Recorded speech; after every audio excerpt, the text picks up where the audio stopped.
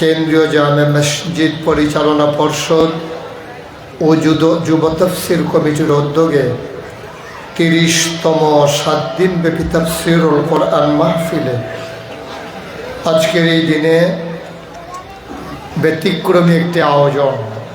আমি শুনলাম কখনো আপনারা দিনে মাহফিল করেন না, কিন্তু আমার ব্যস্ততার কারণে আপনারা দিনের বেলায় সকল কাজ কর্ম পেছনে ফেলে শত ব্যস্ততার মাঝেও যিনি আমাদের সবাইকে একত্রিত হওয়ার তৌফিক এনায়েত করলেন, আলিশা মাহবুদের দরবারে অবনত মস্তকে সশ্রদ্ধ চিত্তে হৃদয়ের সবটুকুন আবেগ, উচ্ছ্বাস, ভালোবাসা, আকতি কাকতি মিনতি জমা করে মাহবুদের শিখানো কালেমা দিয়ে চিৎকার করে সবাই পড়ি আলহামদুলিল্লাহ। জনাব সাহেবে সদর মাহফিলের জনাব সভাপতি মুআজ্জাজ মুকাররম উলামায়ে কেরাম, মুরব্বিয়ান আযম, এই এলাকার বিভিন্ন মসজিদের ইমাম সাহেবান, কলিজার টুকরা যুবকেরা, পর্দার আড়ালের মা ও বোনেরা, সবার প্রতি আমার আবারও আন্তরিক সশ্রদ্ধ সালাম। আসসালামু আলাইকুম ওয়া রাহমাতুল্লাহি ওয়া বারাকাতুহু।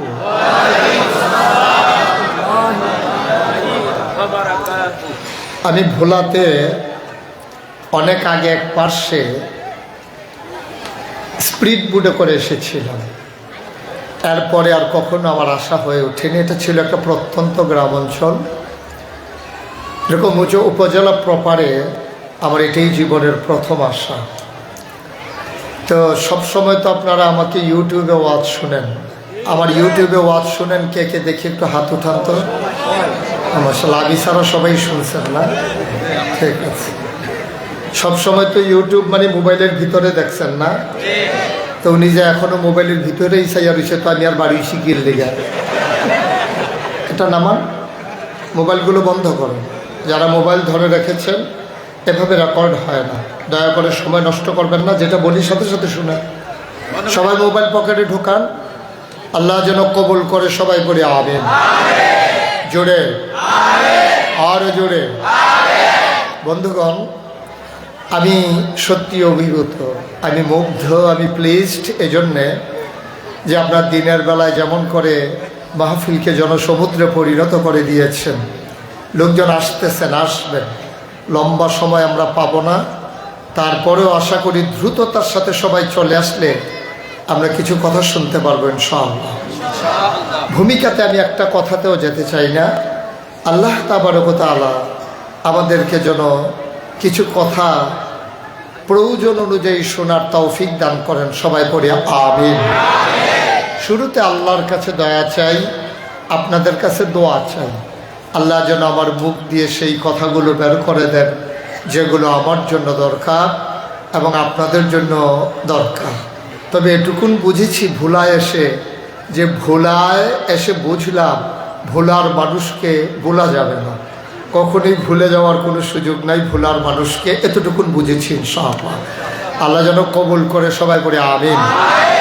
আপনাদের সাথে আমার কখনোই পরিচয় হয়নি, তারপর আপনাদের বরণ করে নেওয়া, আতিথেয়তা, হৃদয়ের উষ্ণতা এবং মাহফিলে এসে দাঁড়িয়ে না থেকে বসে যাওয়া।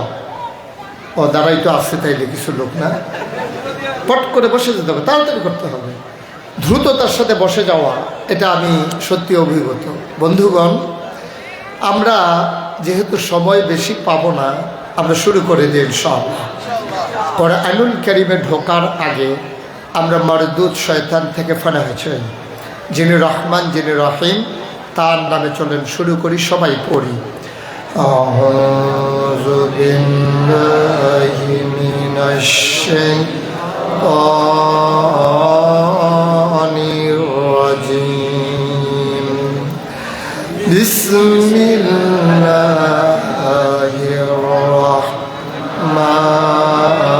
রাহমানির রাহিম।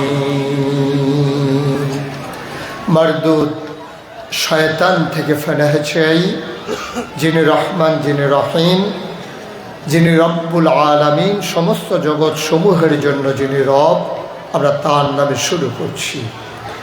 বন্ধুরা আমার, ভাইরা আমার, আমার আল্লাহ রব্বুল আলামিন নিজের পরিচয় তুলে ধরলেন। তিনি বললেন, বান্দা শোনো, আমি আল্লাহ হইলাম তোমাদের জন্য রব্বুল আলামিন, সমস্ত জগৎ সমূহের জন্যে আমার আল্লাহ হইলেন রব। আমি রহমান বুঝি, আমি রাহিম বুঝি, আমি সাত্তার কারে কয় বুঝি, গাফফার কারে কয় বুঝি, ওয়াদুদ প্রেমময়, রহমান রাহিম দয়াময়, দয়ার সাগর, সব আমরা বুঝলাম। কিন্তু আল্লাহ বলে দিলেন তিনি হইলেন রব্বুল আলামিন। জানতে মন চায় রব্বুল আলামিন কারে কয়? বলেন সুবহানাল্লাহ। খালেক সৃষ্টিকর্তা, মালিক রাজাদিরাজ, সত্তার যিনি ঢেকে রাখেন গুনাহ, গাফফার যিনি তোমাকে মাফ করে দেন, ওয়াদুদ যিনি প্রেমময়। কিন্তু রব এটার মানে কি? আমি অনেক বড় বড় ওলামায়ে কেরামের সাথে কথা বলেছি, আরবি অভিধান ঘেটে ঘেটে দেখেছি, এক শব্দে রব কারে কয় বোঝানো যাবে না। রব কারে কয় বুঝতে হলে কমপক্ষে 5টা লাইন লাগবে। এই 5টা লাইন ছাড়া রব বোঝানো যায় না। গভীর খেয়াল, বান্দার যা দরকার। বান্দা কারা? সবাই জবাব দেবেন জুড়ে করে, বান্দা কারা? মঞ্চে যারা আছে ওনারা না বললেও চলবে না, ওনাদেরকে একটা একটা বালিশ দেওয়া দরকার। দুপুরের পর একটু কাইলুলা করা লাগে তো, কিন্তু ওনারা তো আমার ওয়াজের নিয়ম জানে না, ওনারা বুঝেই নাই যে কোন হুজুরের ওয়াজ শুনতে আসছে। আমি মঞ্চে বৈশা যারা কথা না কয় তারারে নামাইয়া নিচের থেকে কইনা আমি অনেক মাহফিলও তুলছি। ওনারা কি থাকবে না নাইমা যাবে? ওনাদের উপরে হ্যাঁ থাকবে না? বলেন সুবহানাল্লাহ। বলতো না, এখন বলছে ডরে, যে নামাইনি দেয় এই ডরে কইতে আছে। আমিন কম। তাহলে বান্দা কারা? সবাই আওয়াজ দেবেন, বান্দা কারা? দেখেন আল্লাহ কি কয়, রব মানে কি? বান্দার যা দরকার, দরকারি জিনিসটা দরকারের সময় পরিমাণ মতো চাওয়ার আগে যিনি দিয়ে দেন তিনি হইলেন রব। 5টা লাইন লাগছে শুধু রব বুঝাইতে। আমি আবার বলি, আপনারা গনে নেবেন। বান্দার যা দরকার, সবাই বলেন এক। বান্দার যা দরকার এক। বান্দার যা দরকার, দরকারি জিনিসটা দরকারের সময় পরিমাণ মতো চাওয়ার আগে যিনি দিয়ে দেন তিনি হইলেন রব।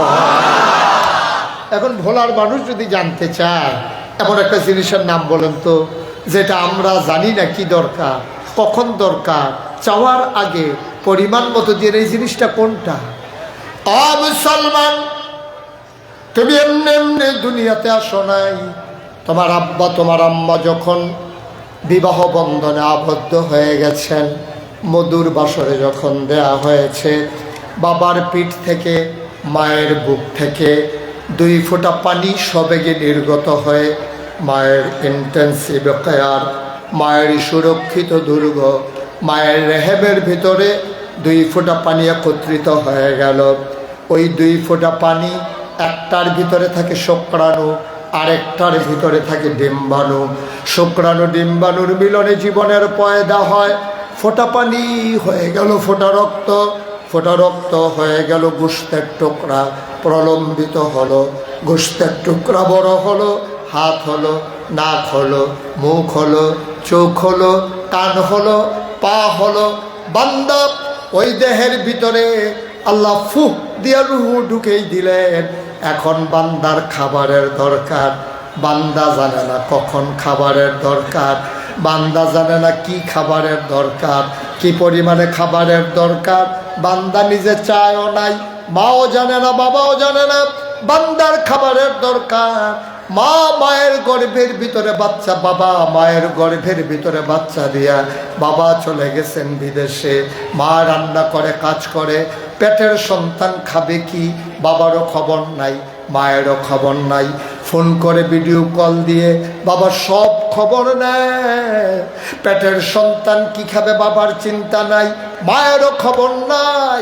আমার আল্লাহ কয় তিনি তো রব, তিনি ডাকে কয় ও বান্দা তোমাদের খবরের দরকার নাই, বান্দা আমার চিন্তাও আমার,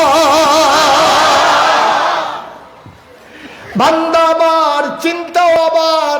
মায়ের নাভির সাথে সন্তানের নাভির কানেকশন লাগাই দিলেন, মায়ের অসুখের রক্তটা বন্ধ করে দিলেন, নাভির সাথে নাভির কানেকশন লাগাইয়া সন্তানের পেটের ভিতরে পরিমাণ মতো ঢুকাই দিলেন চাপার আগে, যখন দরকার তখন। ও মুসলমান, এই জন্য তিনি হইলেন আমার রব। আবার জানতে হবে তিনি যে আমার রব। এখন আমার আপনার এই রবের প্রতি করণীয় কি, দায়িত্ব কি? আল্লাহ তাবারক ওয়া তাআলা বান্দার জন্য 4টা দায়িত্ব নির্ধারণ করে দিয়েছেন। 1 নাম্বার দায়িত্ব আল্লাহর প্রতি হক, 2 নম্বরের দায়িত্ব মাতা পিতার প্রতি হক, 3 নম্বরের দায়িত্ব অন্যের প্রতি হক, 4 নম্বরের দায়িত্ব সমস্ত মাখলুকাতের প্রতি হক দায়িত্ব। ও মুসলমান, 1 নম্বরের দায়িত্ব হলো আল্লাহর বিধানগুলা মানা আর নবীর তরিকা অনুযায়ী চলা। এখন আমরা যারা আছি, আমরা কি সবাই জান্নাতে যেতে চাই? কথা বলা, জান্নাতে যেতে চাই? আপনি জান্নাতে যেতে চান। এখন মনে করেন এই ভোলা বোরহানুদ্দিনের আমাকে যে দাওয়াত দিয়ে নিয়ে আসলো, আমার সাথে সবসময় যোগাযোগ করলো আব্দুল মোমেন। এই আব্দুল মোমেন এই ভোলায় পরিচিত মুখ, সে আমার সাথে যোগাযোগ করেছে। তা আমি মোমেনকে বললাম, মোমেন আমি তো লঞ্চে করে ভোলা থেকে ঢাকা যেতে চাই।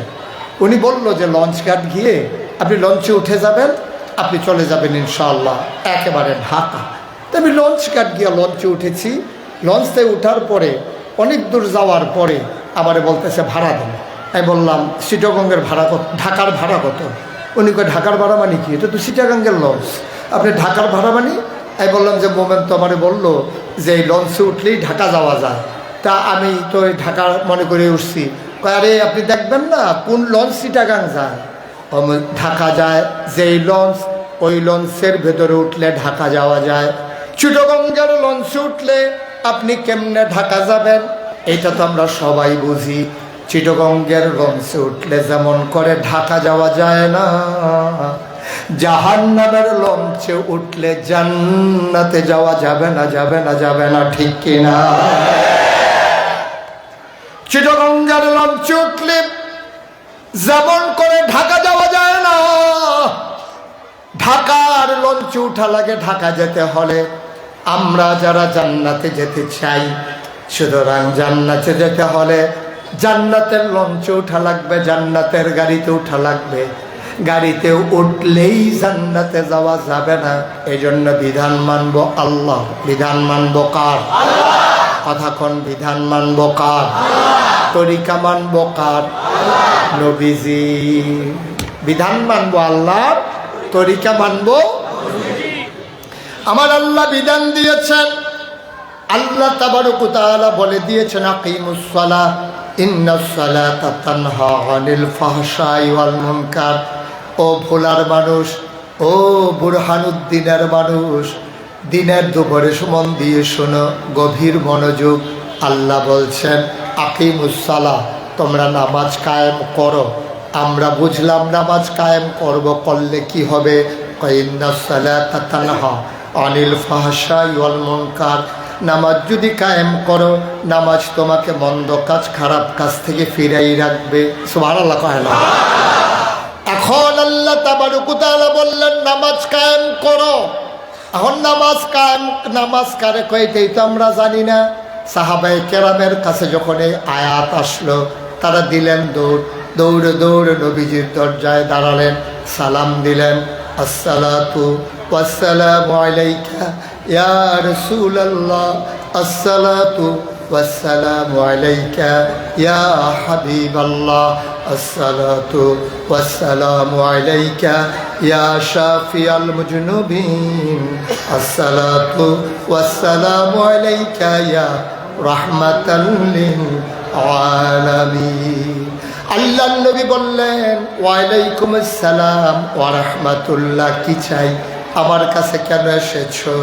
আল্লাহ রাব্বুল আলামিনের ওই নবীর সাহাবারা কয়, ইয়া রাসূলুল্লাহ, আল্লাহ বলেছেন যে এই নামাজ কায়েম করার জন্যে, নবীজি গো আপনি বলে দেন নামাজ কেমনে কায়েম করা লাগবে।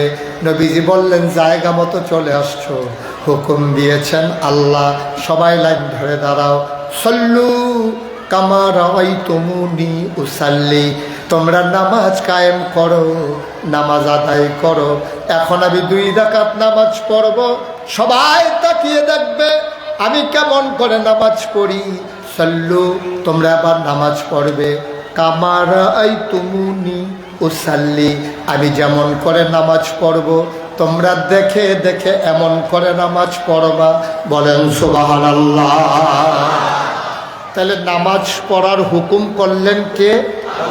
কিভাবে পড়তে হয় দেখাই দিলেন কে? এই এটারই বলে বিধান হলো আল্লাহর, তরিকা হইল নবী। এই নবীর তরিকার বাইরে কারো তরিকা মানা যাবে না। আল্লাহ ছাড়া কারো ইবাদত করা যাবে না। তাহলে ইবাদত হবে কার? শুধুমাত্র কার? কেবলমাত্র কার? পীর সাহেবের? সাজদা দেব মাজারে গিয়া? পীরের পায়ে গিয়া? আপনাদের এলাকায় বোধহয় এইসব নাই না? এসব নাই? আল্লাহ বাঁচাইছে, মাশাআল্লাহ। 2 ভাগ হয়ে গেছে, একদল কয় আছে, আরেক দল কয় নাই। তাহলে আমি বুঝে নিলাম কিছু কিছু আছে। আপনার যেহেতু 2 ভাগ হয়ে গেছেন, কাউকে বিমুখ করার দরকার নাই, তাহলে বুঝে গেল কিছু কিছু আছে। ইবাদত করবো আমরা কার? আমি আপনাদের চাঁদপুরে, আপনাদের থেকে চাঁদপুর কাছে না, চাঁদপুরে আমি মাহফিলে গেলাম, গিয়া দেখলাম মানুষ মাজারে সাজদা দেয়। আমি তো আশ্চর্য, বললাম কি ব্যাপার? কয় যে হুজুর আমার এলাকায় এটা চালু হয়েছে। আরেকটু উত্তরে গিয়া জিজ্ঞেস করলাম, ভাই আপনাদের এলাকায় কি? কয় হুজুর পীরের পায়ের ভিতরে সাজদা দেয়। আরেকটু উত্তরে কয় পীরের পায়ে চুমু খায়। আরেকটু উত্তরে জিজ্ঞেস করলাম খবর কি? কয় পীরের বুড়ো আঙ্গুল চুষতে আছে। গেছিলাম চিটাগাং। কি গান? ঘুমাই গেছেন সব? কি গান? চিটাগাং যাওয়ার পরে জিজ্ঞেস করলাম, ভাই আমরা চাঁদপুর, কুমিল্লা, ব্রাহ্মণবাড়িয়া মাজারে সাজদা দেয়, পীরের পায়ে সাজদা দেয়, পীরের পায়ে চুমু খায়, বুড়ো আঙ্গুল চুষে, আপনাদের এলাকায় কিছু আছে নাকি? কই জি হুজুর, পীরের গোসল করায়, সেই গোসলের পানি বুড়ি দ্বারা বোতলে ভইরা বাড়িতে নিয়ে খায়। খারাস কারে কয়? একটা মানুষের গোসল করাইলে কত জায়গা দিয়া পানি যায়? সবগুলা জায়গার নাম কি আমি মাইকে বলতে পারবো? এই জায়গাগুলো আপনাদের সাথে আছে নাকি নাই? ওই যে উনি চাইতে আছে, আসেনি। আর এটা সাওয়ার কি হইলো? এটা তো আসেই। তাইলে একজন মানুষকে গোসল করাইলে সব জায়গা দিয়া পানি যায়, আর ওই পানি বোতলে ভইরা খায়। আহারে মানুষ, নাউজুবিল্লাহ বলবেন না? আল্লাহ রাব্বুল আলামিনের এক মকবুল বান্দা, নাম তার লুকমান হাকিম, একদিন তার ছেলেকে ডাক দেয়া, কয় ইয়া বুনাইয়া, ও আমার আদরের সন্তান, লা তুশরিক বিল্লাহ, আল্লাহর সাথে কাউকে শরীক করবি না। ইন্নাশ শিরকা লা যুলমুন আযীম, শিরক হইল সবচেয়ে বড় গুনাহ, ঠিক কিনা? তাইলে ইবাদত করব কার? ডাকবো কারে? লাভ না লস? আল্লাহ কয় উদউনি আস্তাজিব লাকুম, বান্দারে ও বান্দা আমারে ডাক দে, ডাক দিতে দেরি, জবাব দিতে দেরি নাই। আল্লাহ তাবারক ওয়া তাআলা কয় লা ইন শাকারতুম লা আযীদান্নাকুম, ও বান্দা নিয়ামত পাইলে শুকরিয়া আদায় করবি, আমি আল্লাহ নিয়ামত বাড়াই দেব। আমার আল্লাহ চাইলে দেয় নাকি দেয় না? কম কম না বেশি বেশি? কোরআনুল কারীমে 30 পারায় সূরা বুরুজের শেষ অংশে আল্লাহ কত সুন্দর করে ওয়াজ করে দিলেন। আল্লাহ বলেন, ফাআলুল লিমা ইউরিদ, আমার আল্লাহ এমন আল্লাহ, তার যা মন চায় ওই কাজটাকে আমার আল্লাহ বেশি বেশি করে দেন। বলেন সুবহানাল্লাহ। আল্লাহ দুনিয়ার মানুষের মতো না। দুনিয়ার মানুষ বলে একটা করে আর একটা, ঠিক কিনা? অসুখে পড়লে একরকম, ভালো হয়ে গেলে আরেক রকম, বিপদে পড়লে একরকম, বিপদ দূর হয়ে গেলে আরেক রকম, নদী পার হওয়ার আগে একরকম, নদী পার হয়ে গেলে আরেক রকম, নির্বাচনে দাঁড়াইলে একরকম, পাশ করার পরে আরেক রকম। ঠিক কিনা? ও মুসলমান, আল্লাহ নিজেই নিজের পরিচয় তুলে ধরলেন। আল্লাহ বলেন, ইন্নাকা লা তুখলিফুল মিআদ। ইবাদত করবা শুধুমাত্র আল্লাহর, ওই আল্লাহর যিনি কখনো ওয়াদা খেলাফ করেন না। বলেন সুবহানাল্লাহ। বন্ধুরা আমার, ভাইয়েরা আমার, তাইলে বান্দা হিসাবে যেহেতু আল্লাহ বানিয়েছেন আমাদেরকে, বানানোর আগে পরিচয় দিয়ে দিয়েছেন, ইন্নী জাইলুন ফিল আরদে খলিফা। আমি একটা কওম, আমি একটা সম্প্রদায়, আমি একদল মানুষ বানাতে চাই। ফেরেশতারা না করলো, আল্লাহ বললেন, ইন্নী আ'লামু মা লা তা'লামুন। আমি যা জানি তোমরা তা জানো না। দিনে দুপুরে, ভর দুপুরে সকল কাজ ফেলে, দোকানদারি ফেলে, ব্যবসা বাণিজ্য ফেলে, চাকরি বাকরি ফেলে, কৃষিকাজ ফেলে, মহিষ পালন ফেলে, সব কিছু ছেড়ে দিয়ে, নদীর মাছ ধরা ছেড়ে দিয়ে সবাই যখন চলে আসছে প্যান্ডেলে, আল্লাহ ডেকে কয়, ফেরেশতা তোমরা বলছিলা মানুষ বানানোর দরকার নাই, হাই স্কুল মাঠে এসে দেখো কি দেখতে পাও? কয় লোকারণ্য। আল্লাহ কয়, এই মানুষে তো বানাইতে না করছিলা। ফেরেশতারা লজ্জা পেয়ে যায়। আমার আল্লাহ আমাদেরকে নিয়ে গর্ব করে, অহংকার করে। বলেন সুবহানাল্লাহ। ও মুসলমান, তাইলে আবার আল্লাহ বানাইলেন বুঝলাম, ফেরেশতারা না করলেন তাও বুঝলাম। আবার আল্লাহ আমাদেরকে এলেম দিলেন। এলেম দেওয়ার পরে আল্লাহ কয়, কুল, হে নবী আপনি বলে দেন, হাল ইয়াস্তাবিল্লাযীনা ইয়ালামুনা ওয়াল্লাযীনা লা ইয়ালামুন। যারা জানে, যারা জানে না, দুই দল কি সমান? কয়, না না না, কখনো দুই দল সমান হতে পারে না। ঠিক কিনা? আল্লাহ তাবারক ওয়া তাআলা বান্দারে ডাক দিয়া কয়, ও দুনিয়ার মানুষ, ইয়া আইয়ুহান নাস, ও মানুষেরা, উবুদু রাব্বাকুম আল্লাযী খালাকাকুম ওয়াল্লাযীনা মিন ক্বাবলিকুম লাআল্লাকুম তাকুন। ইবাদত করবা শুধু আল্লাহ, যে আল্লাহ তোমাকে বানিয়েছেন। শুধু তোমাকে না, তোমার আব্বা, তোমার আম্মা, তোমার দাদা, তোমার দাদি, তোমার নানা, তোমার নানি, তোমার 14 গোষ্ঠী, তোমার জাতির পিতা ইব্রাহিম। সুবহানাল্লাহ। না, জাতির পিতার কি নাম? সবাই কন। আপনাদের এলাকায় আরেকজন আছে নাকি? এই বাংলাদেশে 15.5 বছর ধরে জাতির পিতা হিসাবে নাম মুখস্থ করাইতে গিয়া ছেলেদেরকে কত কষ্ট করছে। ছেলেরা ঢুক গিলতে যায়, বমি হইয়া বাড়ি যায় না। ঠিক কিনা কর? কারণ এই পৃথিবীর 800 কোটি মানুষ, 200 কোটি মুসলমান, আর 56,000 বর্গ মাইলের বাংলাদেশে, টেকনাফ থেকে তেঁতুলিয়া, রূপসা থেকে পাথুরিয়া, সুন্দরবন থেকে বান্দরবন, এই বাংলার 18 কোটি মানুষ, শতকরা 92 জন লোক মানুষ। আমরা বিশ্বাস করি আমাদের জাতির পিতা ইব্রাহিম। ইব্রাহিম ছাড়া বাংলার মুসলমান আর কাউকে জাতির পিতা মানে না। ঠিক আমাদের জাতির পিতা ইব্রাহিম। সুবহানাল্লাহ বলবেন না? জোরে বলেন সুবহানাল্লাহ। মুসলমান, তাইলে বুঝে নিলাম মানুষ হিসাবে আমাদের 1 নাম্বার দায়িত্ব, বিধান মানব কার? তরিকা মানব কার?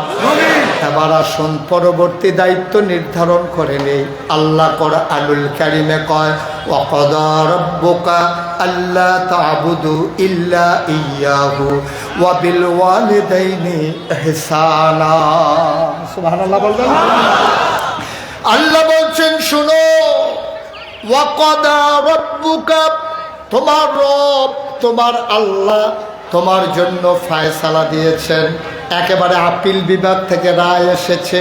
সুপ্রিম অথরিটি, থানা না, জজ কোর্ট না, হাইকোর্ট না, নিম্ন আদালত না, সুপ্রিম কোর্ট না, আপিল বিভাগ না, একেবারে যিনি আহকামুল হাকিমিন, যিনি বিচারকের বিচারক, ওই আল্লাহর পক্ষ থেকে রায় এসেছে। ওয়াকাদা, ফায়সালা হয়ে গেছে। তোমার রব ফায়সালা দিয়েছেন। আবাদত হবে শুধুমাত্র কেবলমাত্র একমাত্র আল্লাহ। আমরা বলি আল্লাহ, এটা আমরা একমত হয়েছি, আমরা বুঝে নিয়েছি, আমরা মেনে নিয়েছি। আবার বলেন, আবার আল্লাহর ইবাদতের পরে কি করব? ওয়া বিল ওয়ালিদাইনি ইহসানা, আল্লাহর ইবাদত করে সবচেয়ে বেশি ভালো ব্যবহার করবে তোমার মায়ের প্রতি, তোমার আব্বার প্রতি। বলেন সুবহানাল্লাহ। তাহলে 1 নম্বরে ইবাদত কার? 2 নম্বরে তরিকা কার? 3 নম্বরে ভালো ব্যবহার পাওনাকে আব্বা আর আম্মা। সুবহানাল্লাহ বলবেন না?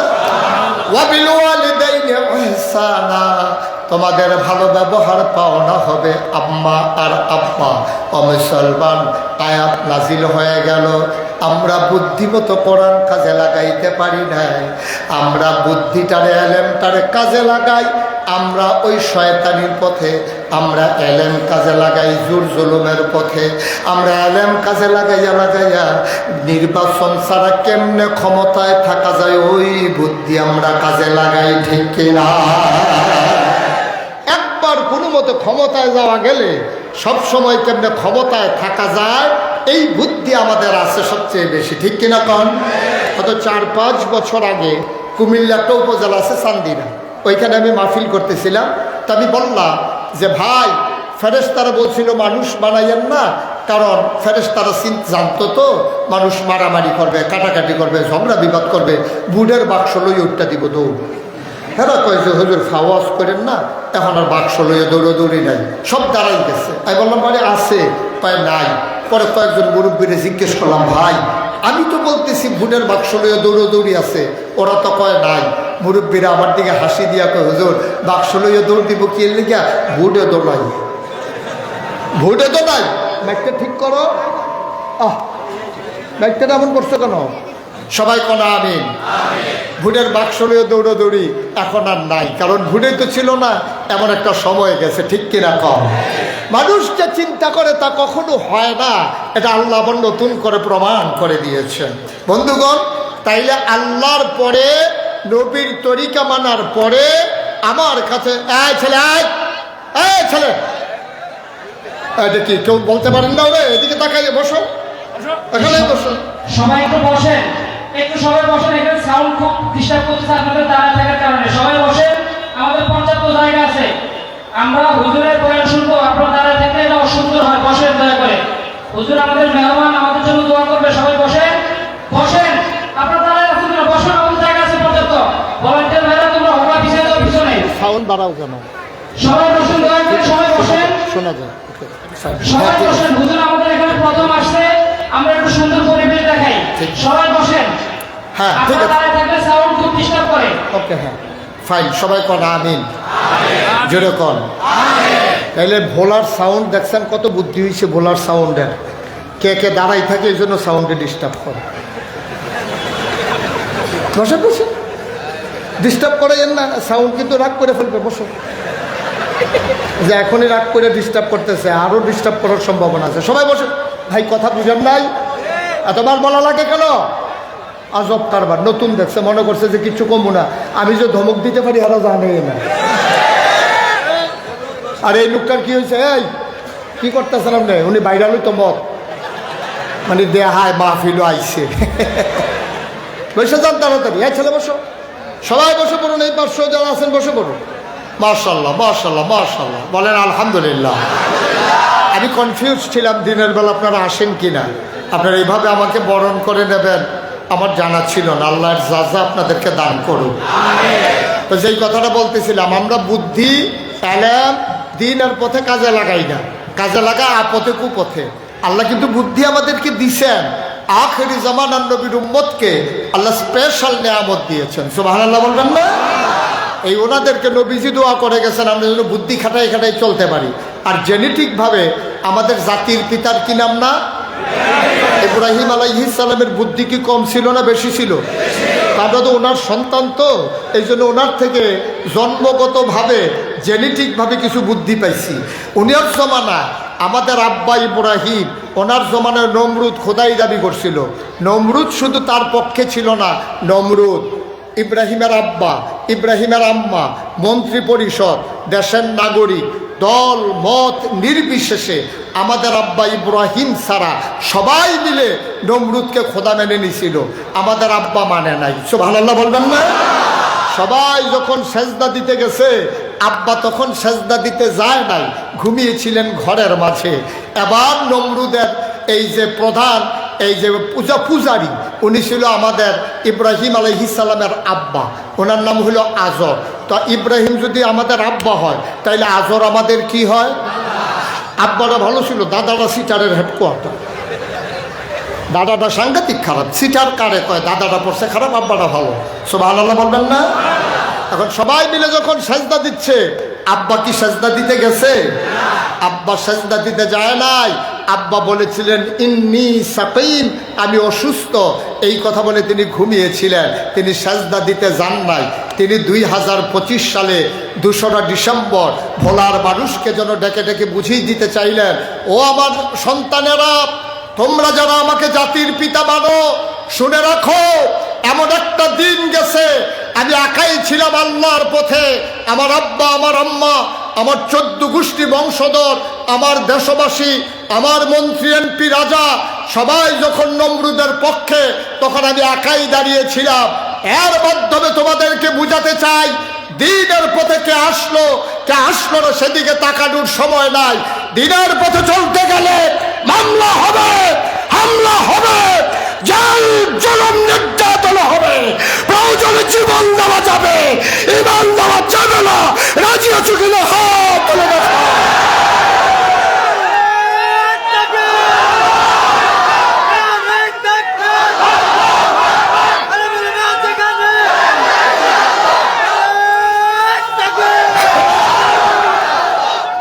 আব্বা বুঝিয়ে দিলেন, আব্বা বুঝিয়ে দিলেন, আব্বা সন্তানদেরকে জানিয়ে দিলেন, এটাই হচ্ছে বাবা। আমি তোমাদের বাবা একা অটল অবিচল পাহাড়ের মতো যেমন করে দাঁড়িয়েছিলাম হকের পথে, কখনোই এই হক আমার সন্তানেরা ছেড়ে দিতে পারে না। ঠিক কিনা? এটাই হচ্ছে মুসলমান, এটাই হচ্ছে ঈমান। ভাই এটাই যদি না থাকবে আর রইলটা কি? এটাই যদি না থাকে রইল কি? অনেকে দেখবেন কয় যে ঈমান বাঁচান, জান বাঁচান ফরজ। আমি বলছি সম্পূর্ণ ভুয়া কথা। জান বাঁচানো ফরজ না, ঈমান বাঁচানো ফরজ। ঠিক কিনা কয়? আর ঈমান বাঁচাইতে গিয়া জান দেওয়াটা হইল ফরজ। তো যেটা আল্লাহ রাব্বুল আলামিন বললেন, ওয়াবিল ওয়ালিদাইনি ইহসানা, ইবাদত করবা আল্লাহ, এরপরে সবচেয়ে বেশি উত্তম ব্যবহার তোমার কাছে পাও না তোমার আম্মা, তোমার আব্বা। সুবহানাল্লাহ বলবেন না? এই আয়াত যখন সাহাবায়ে কেরাম শুনলেন, দৌড়ে দৌড়ে এক সাহাবা নবীজির কাছে গেলেন, গিয়া বললেন, ইয়া রাসূলুল্লাহ, ইয়া হাবিব আল্লাহ, জানতে চাই, বলেছে আব্বা আম্মার প্রতি নাকি খুব বেশি খেদমত করা লাগবে, ভালো ব্যবহার করা লাগবে, বলে দেন দেখি আমি কি কার প্রতি সবচেয়ে বেশি ভালো ব্যবহার করব? নবীজি বললেন তোমার মা, তারপর কয় তোমার মা, তারপর কয় তোমার মা, তারপর তোমার আব্বা। 3 বার বললেন কার কথা? কথা বলা 3 বার বললেন কার কথা? 4 নম্বরে বললেন কার কথা? এখন প্রশ্ন হলো, সন্তান জন্ম গ্রহণ করার আগ থেকে পরিশ্রম করে বেশি আব্বা, টেনশন করে সিজারের টাকা কেমনে জমাবে, রিক্সা ঠিক করে রাখছে রাতের বেলা কেমনে নেওয়া লাগবে, কোন হাসপাতালে অ্যাপয়েন্টমেন্ট নেওয়া আছে, কত পেরেশান, কত চিন্তা বাবা। আর মায়ের কথা বললো 3 বার, বাবার কথা বললো 4 নম্বরে। ঘটনাটা কি? মুফাসসিরিনে কেরাম দুনিয়ার মানুষকে ডেকে কয়, শোনো শোনো শোনো, 3 বার মায়ের কথা বলার পেছনে কারণ হলো মা এক্সট্রা 3টা কাজ করে যেটা বাবা করে না। 1 নাম্বার, সন্তান পেটে ধরে কি বাবা না মা? কথা কয় না? সন্তান পেটে ধরে মা, তুমি বুঝবা না পেটে ধরার কি জ্বালা, তুমি বুঝবা না পেটে ধরা কি কষ্টকর। আমি মুশতাক ফৈজি, আমি চিন্তা করলাম 10 মাস 10 দিন মা পেটের ভিতরে সন্তান নিয়ে ঘুমায়, সন্তান নিয়ে খায়, সন্তান নিয়ে ওয়াশরুমে যায়, সন্তান নিয়ে গোসল করে, পারিবারিক কাজ করে। দেখি তো আমি কেমন পারি। একটা ইট আমি গামছা দিয়া পেঁচাইয়া আমার তল পেটে নিচের পেটে বেঁধে নিলাম। আমি বললাম মা তো 10 মাস 10 দিন আমারই নিয়ে পেটে ছিল, এবার আমি দেখি এই ইটটা নিয়ে কতক্ষণ কাটানো যায়। আমি একটা ইট বেঁধে রেখে 2-3 ঘন্টা পরে আর আগাইতে পারি নাই। আমি গোসল করতে যাব দূরের কথা, ওয়াশরুমে যাব দূরের কথা, খাইতে যাব ঘুমাইতে যাব দূরের কথা, আমি পেটের ভেতরে ইটটা নিয়ে 2-3 ঘন্টার বেশি আমি কাটাইতে পারি নাই। ও মুসলমান, আমি চিন্তায় পড়ে গেলাম। আমি মুশতাক ফৈজি যৌবনদীপ্ত একটা প্রাণ মানুষ, আমার মতো মানুষটা একটা ইট নিয়ে আমি চলতে পারি না, ঘুরতে পারি না, হাঁটতে পারি না। আর আমার মা 10 মাস 10 দিন আমার পেটে নিয়ে রান্না করেছে, খাওয়া দাওয়া করেছে, এই সন্তান পেটে নিয়ে ঘুমাইছে, এই সন্তান পেটে নিয়ে ওয়াশরুমে গেছে, সন্তান পেটে নিয়ে গোসল করেছে। এই জন্য আল্লাহ তাবারক ওয়া তাআলা 1 নম্বরে সবচেয়ে বেশি হকদার পাওনা বানিয়ে দিলেন আমার আম্মা। বলেন সুবহানাল্লাহ। মায়ের কথা 3 বার বলা হয়েছে, কয় কারণে? কথা কয় না, কয় কারণ? 1 নম্বরে গেল সন্তান পেটে ধরেছে মা। মুসলমান, 2 নম্বরে সন্তান প্রসব করেছে মা, বাবা তার ব্যথা টের পাবে না। সন্তান প্রসব করার কি ব্যথা বাবা টের পাবে না। বুদ্ধি খাটাইয়া লাভ হবে না ভাই, তুমি বুদ্ধি কাজে লাগাইতে পারো নাই, ওয়াজ তোমার বাড়ি পর্যন্ত যায় না। প্যান্ডেলের ভিতরে ওয়াজ রেখে চলে যাও, মায়ের জন্য কাঁদো, বাবার জন্য কাঁদো, দোয়া করো। এই কান্নার পানি আর বাইরে পর্যন্ত যায় না। ওয়াজ নসিহত আমাদের জীবনে কাজে লাগে না, ঠিক কিনা? আমরা ওয়াজকে কাজে লাগাইতে পারি না। আমাদের অনেক বুদ্ধি, আল্লাহ বুদ্ধি দিয়েছেন, কিন্তু বুদ্ধিগুলোকে আমরা কাজে লাগাইতে পারি নাই। একটা কথা যে মনে পড়ছে, এটা বলে ফেলবো নাকি? এটা তো মুখস্থ হয়ে গেছে না? যেটা মনে পড়ছে এটা কইয়েই নেই না? এই দেশে একজন স্বৈর শাসক ছিল। কি শাসক? স্বৈর শাসক বুঝেন তো না? যে খুব সুন্দরভাবে মানুষের সাথে ব্যবহার করে। স্বৈর শাসক মানে হচ্ছে যে আয়না ঘর বানায়, মানুষকে গুম করে, ইমামের চাকরি খেয়ে ফেলে, ওলামায়ে কেরামকে বিনা অপরাধে ফাঁসি কাস্টে ঝোলায়, মঞ্চ থেকে কোরআনের মাহফিল থেকে কোরআনের পাখিদেরকে বেইজ্জতি করে নামিয়ে দেয়। ওই বিরোধী মতকে নিষ্পেষণ করার জন্যে রাষ্ট্রীয় সকল বাহিনীকে তার নিজের মতো দলীয় ক্যাডারে পরিণত করে, ঠিক কিনা? এইরকম একজন স্বৈর শাসক, ওনার এই নাম এখন আপনারা চিন্তা করছেন আমি বোধহয় কোনো মহিলার নাম বলবো না। না, মহিলা তো কদিন আগে হয়েছি, এটা না, আমি একজন পুরুষের নামই বলবো। তার নাম হলো হাজ্জাজ বিন ইউসুফ। কি নাম? হাজ্জাজ বিন ইউসুফ। হাজ্জাজ এটাই মনে রাখেন, সবটা পারবেন না। হাজ্জাজ সে ছিল খুব স্বৈর শাসক, নির্যাতনকারী, নির্যাতক, নিপীড়ক একজন শাসক ছিল। সে মানুষের উপর অনেক জুলুম করেছে, অনেক মানুষকে সে কচুকাটা করেছে, অনেক মানুষের উপর অত্যাচার করেছে, অবিচার করেছে। তো সেই মানুষটা যখন ঘরের ভিতরে খাইতে গেছে, তার ওয়াইফ রান্না বান্না কইরা খাবার সামনে দিয়ে বসে বসে বাতাস করতেছে। তো তার ওয়াইফ বলতেছে, একটা কথা আপনাকে বলবো চিন্তা করতেছি, আপনাকে ওই কথাটা বলা হয় না। আপনি এত খারাপ মানুষ, এটা তো আমার জানা ছিল না। নাউজুবিল্লাহ বলবেন না?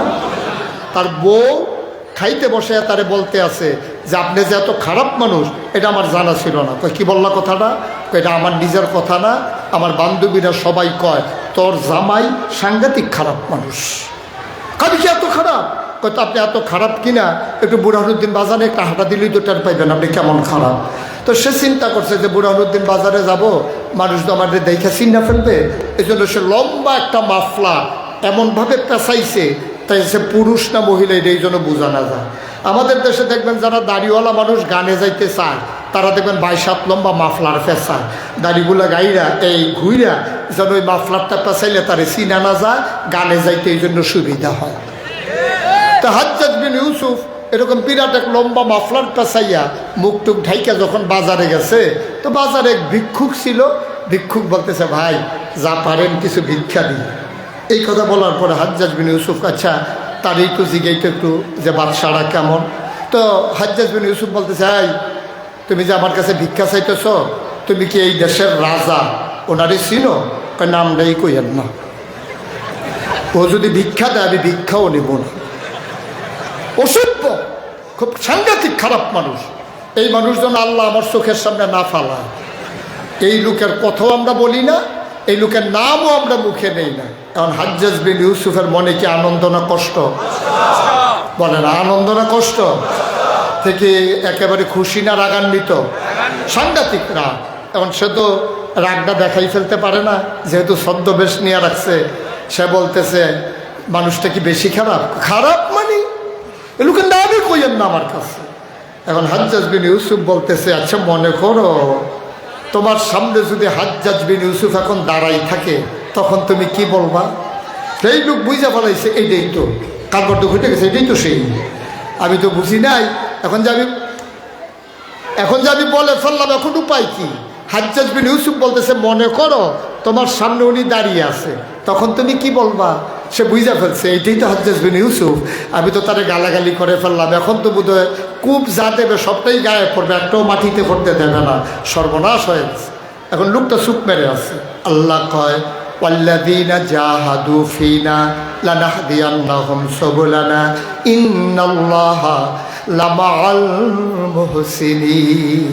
যারা আল্লাহর পথে চলতে চায়, লানাহদিয়ান্নাহুম সুবুলানা, আল্লাহকে পাওয়ার জন্য সবগুলা রাস্তা আল্লাহ বান্দাকে দেখাই দেয়। এখন সে পড়ে গেছে বিপদে, সে বুঝে ফেলছে হাজ্জাজ বিন ইউসুফ সামনে দাঁড়িয়ে আছে, এখন তো মাইর শুরু হয়ে যাবে, এখন কি করা যায়? আবার ওই ভিক্ষুক মুচকি হেসে কয়, কি জানতে চাইছিলেন? কয়, যদি হাজ্জাজ বিন ইউসুফ তোমার সামনে দাঁড়াইয়া জিজ্ঞেস করে মানুষটা কেমন, তখন কি বলবা? এবার ভিক্ষুক মুচকি হেসে কয়, সপ্তাহে আমার 2 দিন মাথা খারাপ থাকে, আজকে প্রথম দিন যাইতে আছে।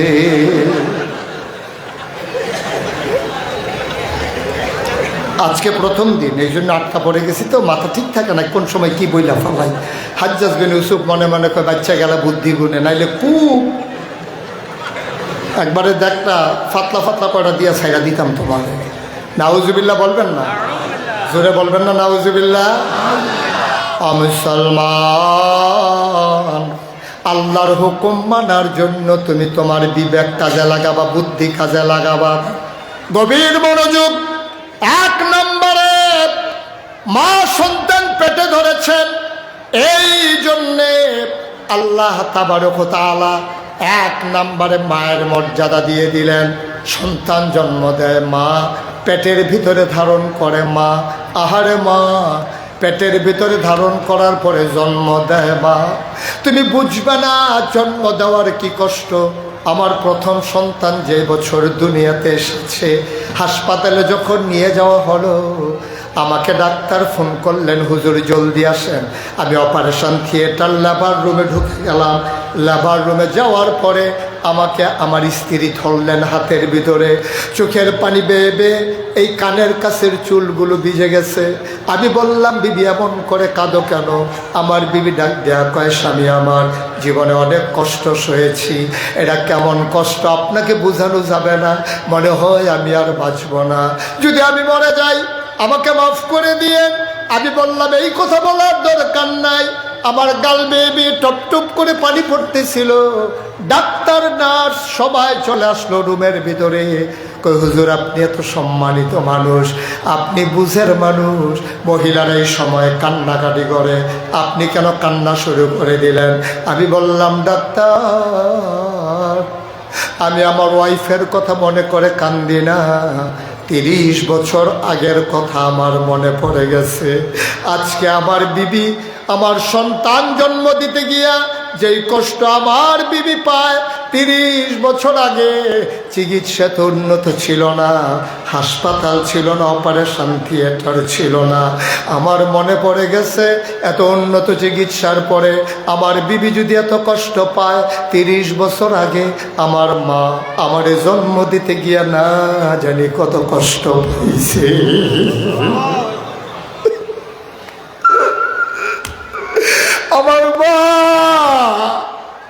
আমার মা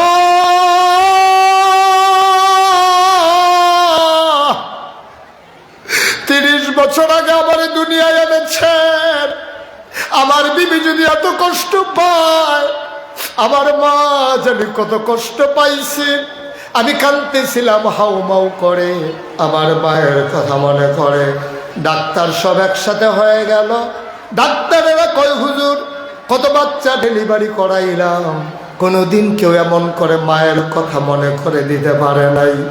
মা তো অনেক সময় মরেও যায়, তারপরও আমার মায়ের কথা আমরা মনে করি না। ও ভোলার মানুষ, বোরহানুদ্দিনের মানুষ, মনে রাখো মায়ের মর্যাদা দিয়েছেন আল্লাহ। আল্লাহর পরে সবচেয়ে মর্যাদা বেশি পাওনা যিনি, তিনি হইলেন তোমার মা, তোমার বাবা। কথায় কথায় ধমক দেবা না, কথায় কথায় ধমক দেবা না। তুমি সন্তান বিয়ে করেছ, বউয়ের পাল্লায় পড়ে তুমি কথায় কথায় মাকে ধমক দাও, মাকে তুমি আলাদা করে দিয়েছ। আমি মুশতাক ফৈজি কোনোদিন তোমাদের কাছে আসি নাই, আর কোনো দিন আসবো কিনা জানি না। গভীর মনোযোগ দিয়ে শুনে রাখো, বউ যদি মরে যায়, বিয়ে করলে আবার বউ পাওয়া যায়। মা মরে গেলে কোনোদিন আর মা পাইবা না। বউ মারা গেলে বউ পাওয়া যায়, মা মারা গেলে কোনোদিন মা পাইবে না। পর্দার আড়ালের মায়েরা গভীর মনোযোগ দিয়ে শোনো। তুমি আজকে বউ হয়েছ, ওই মায়ের সন্তানকে বউ হইয়া তুমি ছেলেকে আলাদা করতে চাও, সাদা কাগজে লিখে নাও, মা তুমি মায়ের থেকে সন্তান আলাদা করেছ। সেই দিন বেশি দূরে নয়, যেই দিন তোমার ছেলের বউ এসে তোমার থেকে তোমার সন্তানকে আলাদা করবে, ঠিক কিনা? 3 নম্বর, 2.5 বছর বুকের দুধ খাওয়াইছে তোমার মা। 1 নম্বরে পেটে ধরল মা, 2 নম্বরে জন্ম দিল মা, 3 নম্বরে বুকের দুধ খাওয়াইল মা। এই জন্য আল্লাহ 3 বার মায়ের কথা বলেছেন। আমার আল্লাহ রাব্বুল আলামিন তার নবীর মাধ্যমে 3 বার মায়ের কথা জানিয়ে দিয়েছেন। আমি অনেক মাহফিলে বলি, ও আমরা পুরুষ, আমরা সব সময় নিজের একটু অহংকারী হই, নারীর উপরে নির্যাতন করি। তোমার মনে নাই, তোমার মনে নাই কত বছর আগে তোমার স্বামী বলে স্বীকার করে নেওয়ার কারণে, 3 বার কবুল বলার কারণে ওই মেয়েটা তোমার ওয়াইফ, তোমার বিবি বাড়ি ছেড়েছে, ঘর ছেড়েছে, জায়গা জমি ছেড়েছে, নিজের মাথায় রাখা বালিশটা ছেড়ে দিয়েছে, বান্ধবীদেরকে ছেড়ে দিয়েছে শুধু তোমার জন্যে। সুতরাং মায়ের জাতি, ওদের পায়ের নিচে থাকে সন্তানের জান্নাত। আর আমরা যারা পুরুষের জাতি, আমাদের পায়ের নিচে থাকে ময়লা ভরা জোতা, ঠিক কিনা? তাইলে আবাদত করব আল্লাহ, বিধান মানব নবীজি, আর সদাচরণ করব আব্বার সাথে আম্মার সাথে। এখন আফসোস কি জানেন, অনেক জায়গায় যেখানেই মাহফিলে যাই বলে যে হুজুর আব্বা আম্মা ব্যাপারে যেন সম্মান করে, আদর করে, মর্যাদা দেয়, এই জন্য হুজুর একটু ওয়াজ করেন। কিন্তু কোনো জায়গায় এই কথা বলে না যে হুজুর বাবা মা হিসাবে আমার সন্তানের প্রতি কি দায়িত্ব, এই ব্যাপারে একটু ওয়াজ করে দিয়ে। এই কথা কিন্তু কোনো মা বাবা আমাদের কাছে চিঠি লেখে না, শুধু জানতে চায় ছেলের কি করা দরকার। এখন আপনাদেরকে জিজ্ঞেস করি, আগে কি দুনিয়ার ভিতরে ছেলে আসে না বাবা আসে? কথা বুঝেন নাই আমার? এই দুনিয়াতে কি ছেলে আসছে আগে না বাবা আসছে আগে? তাহলে দায়িত্বটা কি ছেলের আগে না বাবার আগে? তাহলে দায়িত্ব ছিল আগে বাবা। তো বাবা যদি তার দায়িত্ব সঠিকভাবে পালন না করে, ছেলে ভালো হবে কেন? কেন ছেলে ভালো হবে? আমি কুমিল্লাতে এক মাহফিলে যখন ওয়াজ করতেছি, এক মহিলা আমার কাছে চিঠি লেখছে যে হুজুর আপনাকে তো ছেলেরা অনেক পছন্দ করে, আপনি একটু ওয়াজ করে দিয়ে। ছেলেটা মা বাবাকে সম্মান দিতে চায় না। গত কিছুদিন আগে ওর বাবার সাথে ঝগড়া করে ও বাবার গায়ে লাথি মেরে ফেলছে। নাউজুবিল্লাহ বলবেন না? এই চিঠি দেওয়ার পরে যে চিঠি দিল, আমি তাকে জিজ্ঞেস করলাম এই চিঠি কে লেখছে? কয় যে হুজুর আমার চাচি লেখছে। আমি বললাম এই ঘর কোথায়? কয় যে হুজুর এই যে পেছনেই ওনার ঘর। আমি দৌড় দিয়ে একটু জিজ্ঞেস করে আসো তো, জন্মের পরে যেই ছেলেটা এখন লাথি দিছে বাবার গায়ে, ও কি মায়ের বুকের দুধ খাইছে না গাভীর দুধ খাইছে? এটা একটু জিজ্ঞেস করে আসো। শুধু উড়িয়ে গেছে গিয়া, সেটা আইসা কয় আমার কানে কানে কয় গাভীর দুধ। কিসের দুধ খাইছে? গাভীর দুধ, মায়ের দুধ খায় নাই। তাই বললাম মা, যেই মা চিঠি লিখেছেন, এই সন্তানকে যদি আপনি বুকের দুধ খাওয়াইতেন, তাহলে আপনার নেচার, আপনার তবিয়ত, আপনার চরিত্র আপনার ভালোবাসা এই সন্তানটা পাইতো। তা আপনি তো বুকের দুধ খাওয়ান নাই, তো বুকের দুধ না খাইয়া সে খাইছে গাভীর দুধ, তো গাভী যেমন লাথি দেয় এখন সেই খাদ্যতে সেও লাথি দেয়। আপনি যদি তারে বুকের দুধ খাওয়াইতেন, সে মা চিনতো, বাবা চিনতো, তাইলে অন্তত সে বাবার গায়ে লাথি দিতে পারতো না। দায়িত্বটা কিন্তু শুরু হয় মা বাবা থেকে, তারপরে শুরু হয় সন্তানের। আপনি যেমন করে গড়ে তুলবেন তেমন করেই হবে। আপনি মান্দার গাছ, আপনাদের এলাকায় মান্দার গাছ আছে নাকি? এটা কি কইছে কাটাওয়ালা গাছটা যে? তাইলে আমি আর তো চিন্তা করি কি লিখে, তো আমরা আপনারা তো একরকমই তৈরি। মান্দার গাছ লাগাইয়া নাগাইশের পীর সাহেবের থেকে পানি রাখছে, জৈনপুরের হুজুর থেকে পানি রাখছে, ফুরফুরার হুজুর থেকে পানি রাখছে, পানি রেখা মান্দার গাছের গোড়ায় রুটিন করে 3 বেলা ফোড়া পানি দেয়। আরেকবার কই কিরে ভাই, জীবনে তো মান্দার গাছের কেউ এমনি রুটিন করে পানি দিতে দেখি না, এত যত্ন করতে আসো। কয় ফিরসা হুজুরের পানি ফোড়া, কয় ফিরসা হুজুরের পানি ফোড়া হোক, যেই পানি ফোড়া হোক, মান্দার গাছে দুইটা শুকিয়ে লেগা। কয় নিয়ত করে দিতে আসি গাছের ভিতরে যেন আঙ্গুর ধরে। কি ধরে? কথা বলে কি ধরে? আচ্ছা আবার বলেন তো, মান্দার গাছে যদি আপনি আরো যত্ন করেন, ফিরসা হুজুরের পানি ফোড়া দেন, এটার ভিতরে কি আঙ্গুর ধরবে? কতখানা ধরবে? বেটা আঙ্গুর গাছেও তো আঙ্গুর ধরে না, যাত্রা ভেড়া পড়ছে। আঙ্গুর গাছ লাগাইছে, আঙ্গুর ধরে না। অফিসার আইসা কইছে যে যাত্রা বেড়া পড়ছে, এটার ভিতরে আঙ্গুর ধরতো না, যত্ন করে লাভ নাই। আঙ্গুর গাছও আঙ্গুর ধরে না, যাত্রা বেড়া পড়ছে, আর তুমি মান্দার গাছ লাগাইয়া পানি ফোড়া দিতে আসো যেন আঙ্গুর ধরে। এটা হবার নয়, হবে না। ভালো মানুষের ঘরে ভালো মানুষ হয় না। আমরা বাবারা যদি ভালো হইতে না পারি, আমার সন্তান কোনোদিনও ভালো হবে না। ঠিক কিনা বলো? সন্তান জন্ম নেওয়ার পরে, পেটে নেওয়ার পরে ইহুদিরা ওই মহিলাদেরকে অঙ্ক করায়। ইহুদিরা যখন গর্ভবতী হয় মহিলারা, তখন তাদেরকে রুটিন করে ক্লাস করাইয়া তাদেরকে অঙ্ক করানো হয়, তাদেরকে আলাদা চিকিৎসা করানো হয়, আলাদা পরিবেশে তাদেরকে রাখা হয় যেন সন্তানের ভিতরে তার তাসির পড়ে। আর আমাদের মেয়েরা যখন গর্ভবতী হয়, জামাই গেছে বিদেশ, এবি দিয়ে আজাইরা, ওইছে বাজাইরা। ঠিক কিনা কও? জামাই বিদেশ, বেদি আজাইরা, হইছে এখন বাজাইরা। পেটে বাচ্চা নিয়া বাজারে গিয়া ঘুরে, পেটে বাচ্চা নিয়া ওই উদাম হইয়া, পর্দা নাই, পুশিদা নাই, ইচ্ছা মতো রাস্তার ভিতরে হাঁটে, রিক্সার ভিতরে উঠে। ময়মনসিংহ আর দিনাজপুরের রিক্সাওয়ালা টাকা ছাড়া তোমারে দেখা যায়, তোমার মর্যাদা কেউ কমায় নাই, তুমি কমাইছো। ঠিক কিনা কও? আবার কি কয় জানে, আরো আজব কথা আছে তো।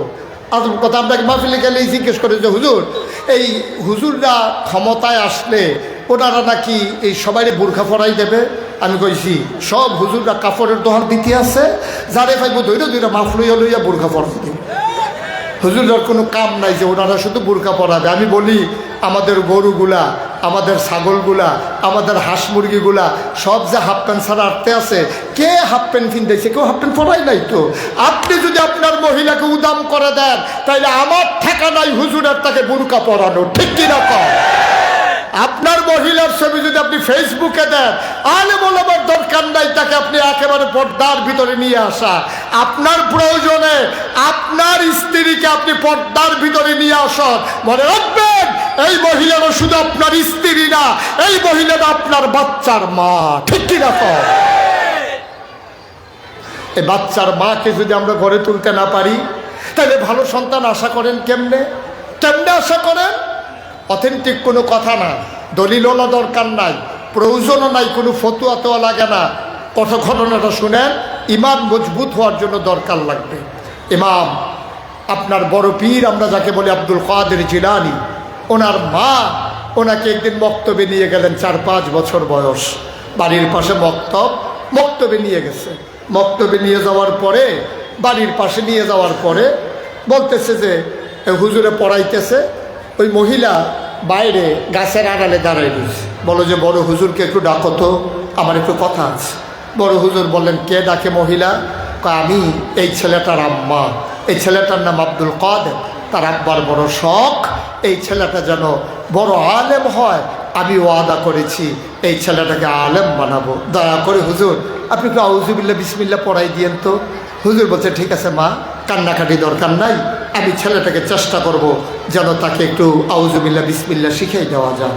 হুজুর সবার পড়া শেষ করলেন। সবার পড়া শেষ করে হুজুর আবার নিজে বসে গেলেন বাচ্চাটারে নিয়ে। ছেলেটাকে ডাক দিলেন, বলে আব্দুল কাদের, ভাই কয়দিকে আসো। তা আব্দুল কাদের বলছে বসো। বসার পরে ও নামাজের মতো করে হাঁটু ভেঙ্গে হাঁটু মুড়ি দিয়া সে বৈশা নিচের দিকে নজর দিয়ে বসে আছে। হুজুরের নজর পড়ে গেছে, আরে এখনকার বাচ্চাগুলো এত দুষ্ট, আর ও দেখি এত নম্র ভদ্র, চোখ তুলে তাকায় না। বলতেছে আব্দুল কাদের অজু আছে? আব্দুল কাদের মুস্কি হেসে কয়, হুজুর আমার অজু মাঝে মাঝে ভেঙে যায়, আবার আমি সাথে সাথে করে নেই, কখনো আমি অজু ছাড়া থাকি না। সুবহানাল্লাহ বলবেন না? ছেলের বয়স কত? কথা বলে কত? 5-6 বছর। ছেলে বলতেছে আমি কখনো অজু ছাড়া থাকি না, মাঝে মাঝে ভেঙে গেলে আমি আবার অজু করে ফেলি। সুবহানাল্লাহ বলবেন না? হুজুর বললেন আজব, বসার স্টাইল, কথা বলার স্টাইল, নম্রতা ভদ্রতা, অবাক করা বিষয়। আবার হুজুর বললেন বাবা পড়ো আউযু বিল্লাহি মিনাশ শাইতানির রাজিম। একটুক বলে হুজুর চুপ মেরে আছেন, আর আব্দুল কাদের পড়তেছে আউযু বিল্লাহি মিনাশ শাইতানির রাজিম বিসমিল্লাহির রহমানির রহিম আলিফ লাম মিম যালিকাল কিতাবু লা রাইবা ফিহি হুদাল লিল মুত্তাক। সুবহানাল্লাহ। হুজুর বললেন থামো থামো থামো, তোমাকে তো শুধু বলছি আউযু বিল্লাহ পড়ো, তুমি তো আগাইতেছো, তুমি কি থামবা না? কয় হুজুর থামবো। কয় কখন থামবা? কয় 15 পড়ার আগে না। হুজুর আশ্চর্যান্বিত হয়ে গেল। আব্দুল কাদের আম্মারে ডাকো। মহিলাটি গিয়ে বলছে যে আপনারে বলছে হুজুর তাড়াতাড়ি যাইতে। মহিলা ভয় পেয়ে গেছে, আরে আমার আব্দুল কাদের কি কোনো বেয়াদবি করলো, এমন কোনো কাজ করে ফেললো যেটার জন্য হুজুর খুব রাগ করছে? মহিলা দৌড়াই আসছে, আয়সা বলতেছে গুস্তাকি মাফ কাট দিজিয়ে, হুজুর বেয়াদবি মাফ করেন, ছোটো মানুষ তো, আমি তো আদব কায়দা তারে শিখাইছি, সে কি কোনো বেয়াদবি করছে? বেয়াদবি তো সে করে নাই, বেয়াদবি তো করছেন আপনি। আপনি বললেন যে আউযুবিল্লাহ বিসমিল্লাহ শিখাইতে, আর এই ছেলে দেখি 15 পারার আগে থামবে না। তো এই মস্কারা করার দরকার ছিল আমার সাথে? আপনি তারে 15 পারা পড়াইছেন বললেই তো হইতো। আপনি না পড়াইয়া আপনি বলতেছেন কিচ্ছু পারে না, আউযুবিল্লাহ বিসমিল্লাহ দিতে কারবার কি? মহিলা চোখের পানি ছেড়ে দিয়েছে। ডাক দেয়া কয় হুজুর আমি তারে ঘুমানোর দোয়া শিখিয়েছি, খাওয়ার দোয়া শিখিয়েছি, খাওয়ার পরের দোয়া শিখিয়েছি, কেমন করে টয়লেটে যাওয়া লাগে, কেমন করে টয়লেট থেকে বের হওয়া লাগে, আমি সব শিখাইছি। কিন্তু আমি তো তারে কোরআন শিখাই নাই হুজুর, আমি কখনোই তারে কোরআন শিখাই নাই। হুজুর চমকে উঠলেন, তিনি থমকে দাঁড়ালেন, তিনি আশ্চর্যান্বিত হয়ে গেলেন। তিনি ডাক দিয়া কয় ও মা, তাইলে ছেলে কোরআন 15 পারা মুখস্থ করলো কেমনে? ছেলেটা যখন পেটের ভিতরে তখন তুমি কি করেছো? আমি নফল নামাজ পড়েছি, বেশি বেশি করে কোরআন তেলাওয়াত করেছি। কয় ছেলে যখন পেটের বুকের দুধ খায় তখন তুমি মা কি করেছো? আমি বুকের ভিতরে দুধে লাগাইয়া আমি বসে বসে কোরআন তেলাওয়াত করেছি, আমার তো কোনো কাজ নাই। কয়েক পা পড়তে পড়তে কি হয়ে গেল? কয়েক ওই বুকের দুধ খাওয়াইতে খাওয়াইতে আমার 15 পারা কোরআন মুখস্থ হয়ে গেছে। বাচ্চারা যতদিন দুধ খাইছে আমি কোরআন পড়তে পড়তে ততদিন আমার 15 পারা মুখস্থ হয়ে গেছে। হুজুর চিৎকার করে কয় মা, ও মা, তুমি কেন 30 পারা মুখস্থ করে ফেললা না? তুমি যদি দুধ খাওয়াইতে খাওয়াইতে 30 পারা মুখস্থ করে ফেলতা গো মা, তাইলে আমার আব্দুল কাদেরের বড়ই উপকার হতো। আব্দুল কাদের দুধ খেয়েছে মুখে, আর কানগুলো খাড়া করে রেখেছে তোমার কোরআন তেলাওয়াতের দিকে। সে তুমি যখন কোরআন তেলাওয়াত করেছো, ওই কানে শুনতে শুনতে তার 30 পারা 15 পারা কোরআন মুখস্থ হয়ে গেছে।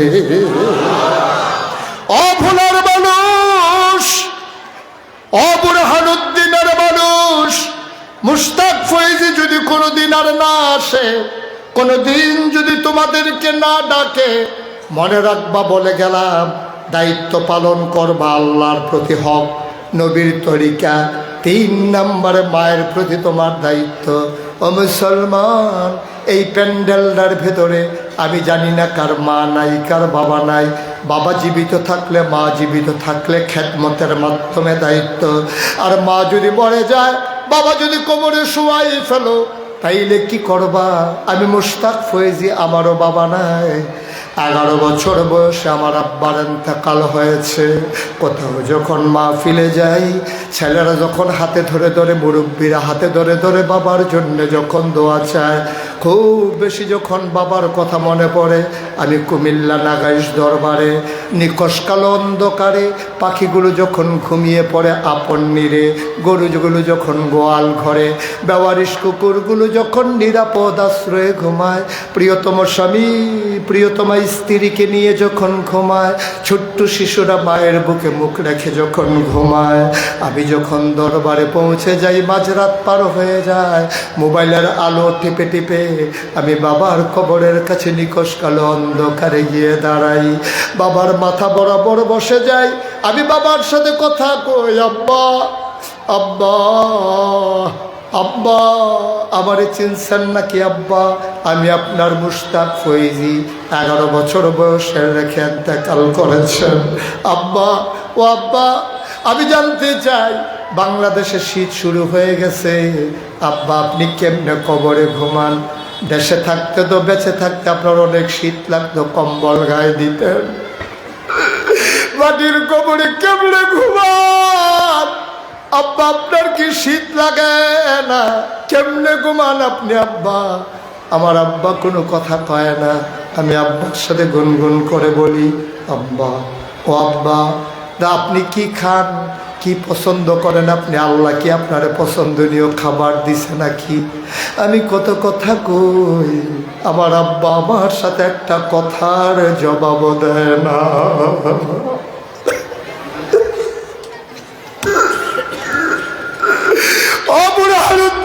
মুসলমান, আমি কাঁদতে কাঁদতে বিছানায় যাই, আমি ঘুমাইতে পারি না। এমন আব্বা যারা কবরে শোয়াইছ, এমন আম্মা যারা কবরে শোয়াইছ, আজকে মাহফিলের পরে দিনের বেলা তুমি সময় পেয়ে গেছো, মাহফিলের পরে বাবার কবরটার পাশে গিয়া দাঁড়াইবা, বাবাকে ডেকে ডেকে বলবা, বাবা ও মা, নাগাইশের পীর সাহেব মুশতাক ফয়েজি বলে গেছে, তোমারে কষ্ট দিয়ে বলে জান্নাতে যাওয়া যাবে না গো মা, তোমারে কষ্ট দিয়া বলে জান্নাতের মুখও দেখবো না, তোমারে কথায় কথায় কত ধমক দিছি, মাফ করে দাও আম্মা, মাফ করে দাও বাবা, মাফ করে দাও। বাবা যার জীবিত আছে, মা যার জীবিত আছে, মায়ের পায়ে ধরে দুটো ফোঁটা চোখের পানি ছেড়ে দিও। সবাই মিলে আজকে দোয়া করব, মায়ের বাবার কবর যেন জান্নাতের টুকরা হয়ে যায়, পড়ো আমিন। সব মাহফিল এক মাহফিল মনে কইর না, সব দোয়া এক দোয়া মনে কইর না। আমার মন সাক্ষী দিয়েছে, আজকের মাহফিল আমার আল্লাহ কবুল করে নিয়েছে। 36 বছর আমি মুশতাক ফয়েজে মাহফিল করি, মাহফিলে কদম দিলে মাহফিলের ওজন বুঝি। আজকে মন সাক্ষী দিয়েছে, তোমাদের মাহফিল আল্লাহ কবুল করে নিয়েছে। সুবহানাল্লাহ বলবেন। এই কবুল হওয়া মাহফিলে মায়ের জন্য দোয়া করব, বাবার জন্য দোয়া করব, সবাই মিলে বাবার জন্য মায়ের জন্য দোয়া করে দেব, সবাই পড়ে নেব, রব্বিরহামহুমা কামা রব্বায়ানি সগীরা। সবাই পড়ে, রব্বিরহামহুমা কামা রব্বায়ানি সগীরা। বিশাল আয়োজন, 6 দিন ব্যাপী মাহফিল, 7 দিন ব্যাপী মাহফিল, লক্ষ লক্ষ টাকা খরচ করে আমার কলিজার টুকরা যুবকেরা, দোকানদার, ব্যবসায়ীরা মাহফিল দাঁড় করিয়েছে। আজকে দোয়া না করে কেউ যাব না, আমরা সবাই মিলে এখন একটু দোয়া করব। পারবো না আমরা সবাই? একজন লোক উঠবেন না, দোয়া না করে যাবেন না, এখনই দোয়া হয়ে যাবে। আমরা যারা আছি, আমরা সবাই মিলে যদি একটু মায়ের কথা মনে করে, বাবার কথা মনে করে, আমি 5টা আলেম বাড়িতে নিয়ে দোয়া করাইতে গেলে কয়েক হাজার টাকা লেগে যাবে, যে হুজুর ইনশাআল্লাহ এই মাহফিলে আমি কোরআনের মাহফিলে শরিক হয়ে গেলাম, দোয়াতে শরিক হইলাম, আল্লাহ যেন কবুল করে, মায়ের বাবার কবরের আযাব যেন বন্ধ করে দেয়, প্রাণ ভরে দোয়া হবে। আমার যারা কলিজার টুকরা যুবকেরা আছে সবাই আসতেছে, আপনার বিসমিল্লাহ বলে পকেটে হাত দেন, সবাই বিসমিল্লাহ বলে পকেটে হাত দেন। মায়ের নামে, বাবার নামে আমরা একটা লুকো খালি যাব না।